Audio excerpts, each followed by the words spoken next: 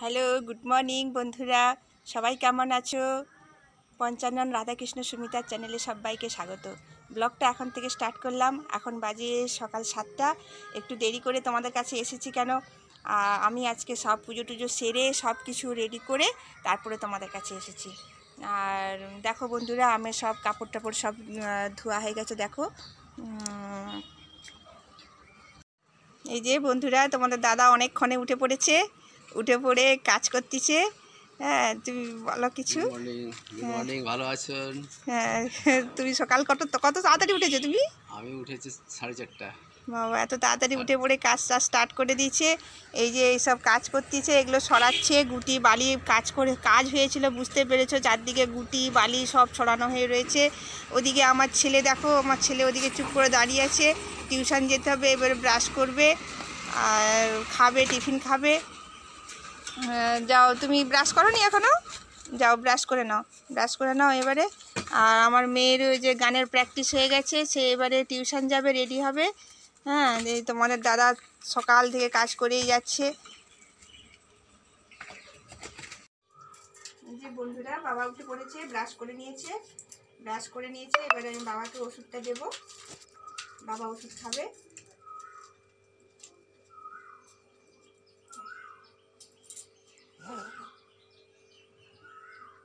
বাবা বলছে পকোড়ি দিয়ে মুড়ি খাবে, তো সেই পকোড়ি দিয়ে মুড়িটা আমি বাবাকে দেবো এখন।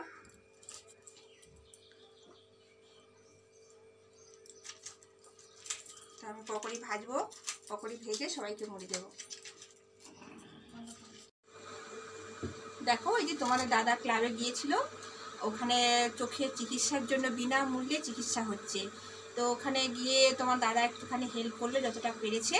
তো তোমাদের যদি ইচ্ছা হয় তোমরা আসতে পারো, তো কমেন্টে জানাও। আর আমি এখন রান্না করব। এই যে মেয়ের বাড়ি থেকে এঁচোড় পাঠিয়েছে, এঁচোড় রান্না করব আলু দিয়ে। তো এই রেসিপিটা আমি তোমাদের সঙ্গে শেয়ার করব, তোমরা দেখতে থাকো। আর কি রান্না হচ্ছে দেখে নাও। এই দেখো, শাক ভাজা হচ্ছে, ডাল হচ্ছে, আর ভাত হয়ে গেছে। এই যে আমাদের ভাত হয়ে গেছে। তো আমি ভাতের সঙ্গে আলু দিয়েছি, আলু মাখা, ডাল আর শাক ভাজা, এঁচোড় আলু দিয়ে একটা কষা কষা রান্না করব। আর কালকে যে মাংস মেয়ে পাঠিয়েছে, মাংস একটু রয়েছে, আমার ছেলের জন্য রেখেছি। কেন কালকে এত মাংসটা খাওয়া হয়েছে না, আজকে আর কোনো রিচ রান্না করছি না। আমার তাও এঁচোড়টা রান্না করে দিচ্ছি, কেন নষ্ট হয়ে যাবে। এঁচোড় বেশি রয়ে গেলে, এঁচোড় পেকে গেলে ভালো লাগে না, টেস্ট খারাপ লাগে। ওই জন্য এই এঁচোড়টা রান্না করে দেবো।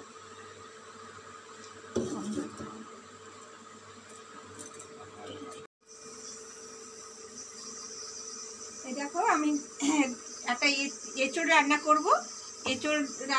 মানে এঁচোড়টা নুন হলুদ দিয়ে সেদ্ধ করতে বসিয়েছি কুকারে।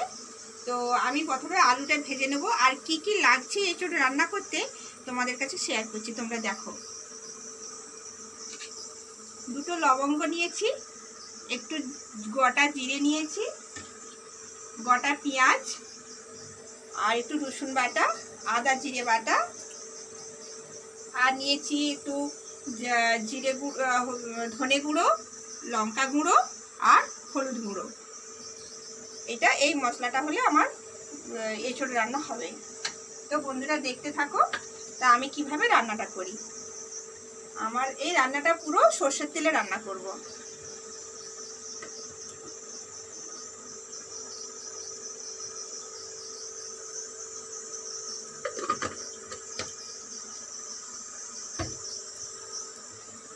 আলুগুলো প্রথমে ভেজে নেব, তেলটা একটু গরম হোক। তেল গরম হয়ে গেছে, আলুগুলো ভেজে নেব।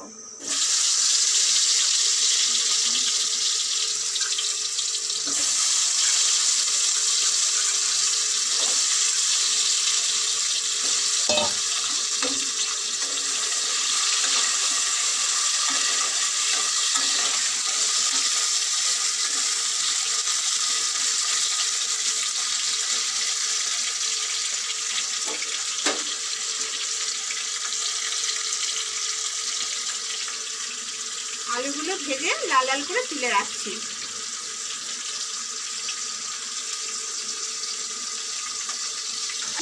তাহলে তাড়াতাড়ি সেদ্ধ হয়ে যাবে।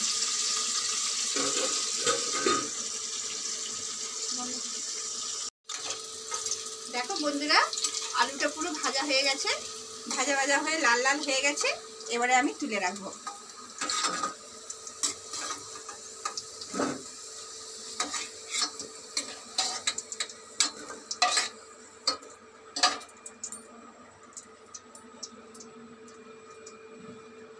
তো আরেকটা কথা বলি, এই যে প্রেসার কুকারে আমি এঁচোড়টা সিদ্ধ করেছি, দেখুন বন্ধুরা একদম কেমন সফট নরম হয়ে গেছে। তো এইরকম আমি সেদ্ধ করে নিয়েছি প্রেসার কুকারে। তো আমি এবারে কড়াইতে ওই তেলের উপরে আরেকটু আমি তেল দিয়ে দেবো।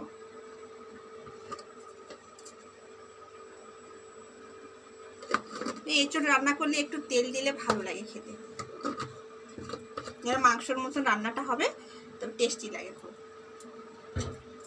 আর বন্ধুরা আরেকটা বলতে ভুলে গেছি, এই গরম মশলাটা একটু লাস্টে হয়ে গেলে নামাবার আগে একটু ছড়িয়ে দেবো।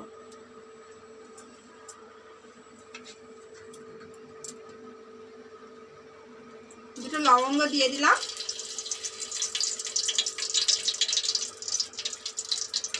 গোটা জিরে,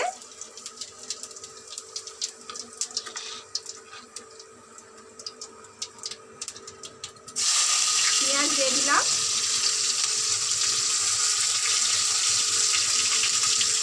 একটু নাড়বো, নাড়াচাড়া করে তারপরে দেবো।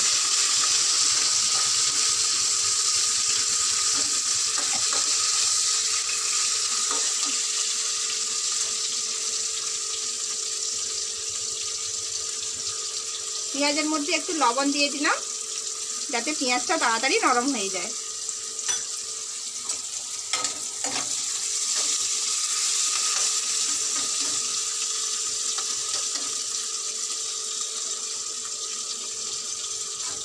প্রথমে আমি রসুন বাটাটা দিয়ে দিলাম।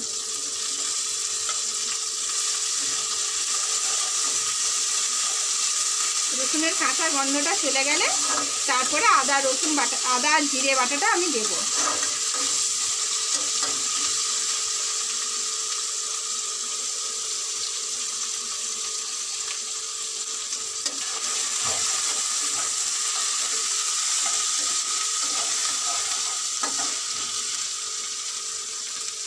এবারে দিলাম আদা জিরে বাটা,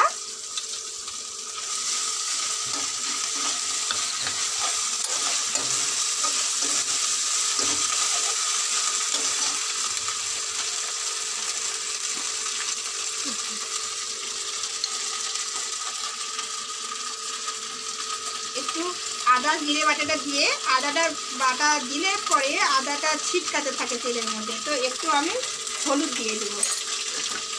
হলুদ দিয়ে দিলে আর ছিটকাবে না।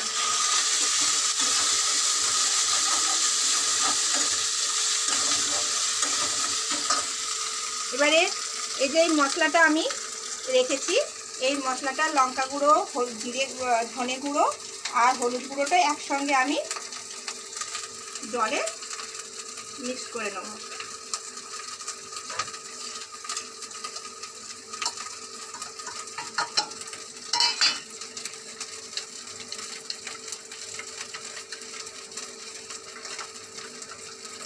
তো এই মিশ্রণটা আমি, এই মশলাটা আমি তেলের মধ্যে দিয়ে দিলাম।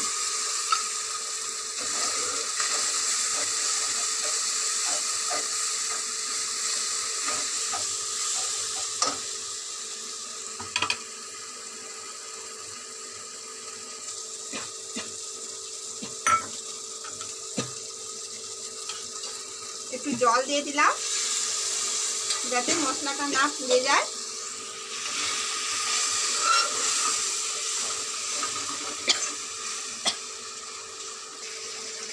একটু নুন দিয়ে দেবো। তো এঁচোড়টা যখন সেদ্ধ করি তখন একটু নুন দিয়েছিলাম, তো সেটা মাথায় রেখে আমি একটু নুন দিয়ে দিলাম। দেখুন বন্ধুরা কেমন মশলা থেকে তেল ছেড়ে গেছে। তো এইবারে আমি এঁচোড়টা সেদ্ধ করে রেখেছিলাম, এইটা আমি এর সঙ্গে দিয়ে দেবো।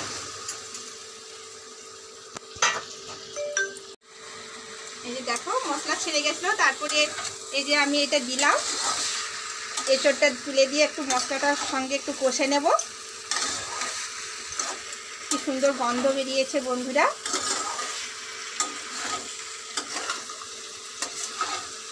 একটু মশলাটা কষে নেব।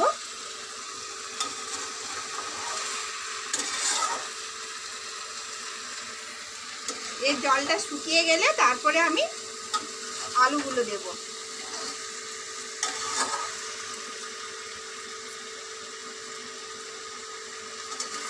বন্ধুরা এটা আপনারা ট্রাই করবেন, দেখবেন কত ভালো লাগবে খেতে। বাচ্চা থেকে বড় থেকে বুড়ো থেকে সবাই এটা বাড়ির পছন্দ করবে।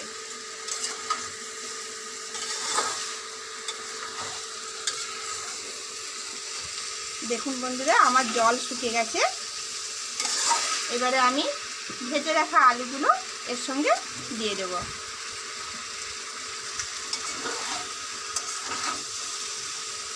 দেখুন যেন একদম মাংসর মতন লাগছে দেখতে।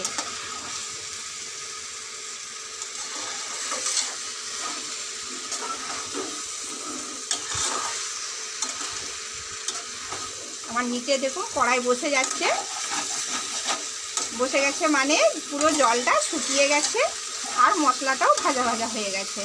তো এবারে আমি এর মধ্যে জল অ্যাড করে দেবো।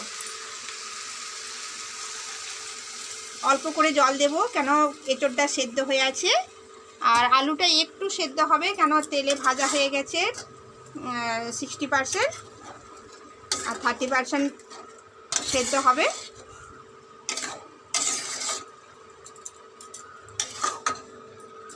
তো এটাকে আমি একটু ঢাকা দিয়ে দেব। ঢাকাটা খুলে একবার দেখব আলুটা সেদ্ধ হয়েছে নাকি। আমার তো এঁচোড় তো সিদ্ধ হয়ে আছে, শুধু আলুটা সেদ্ধ হয়েছে নাকি আমি দেখব।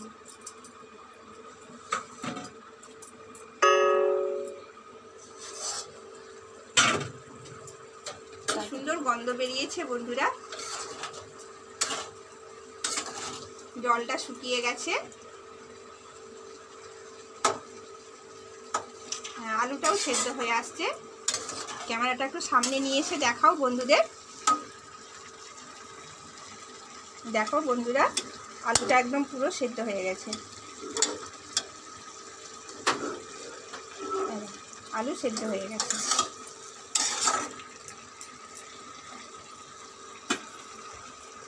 আর একটু আমি নুন দিয়ে দেবো।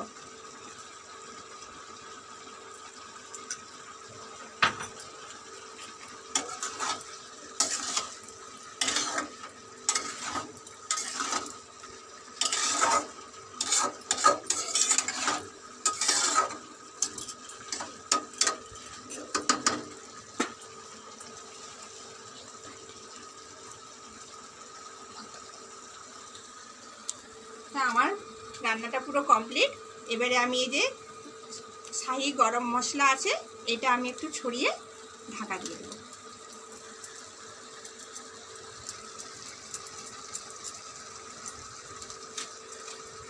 গরম মশলাটা দিয়ে দিলাম, একটু নাড়াচাড়া করে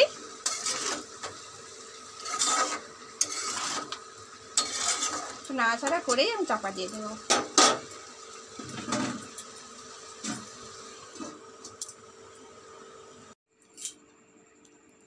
আমি এখন বেরিয়ে পড়েছি বন্ধুরা, তো একটু ক্লাবের দিকে যাব।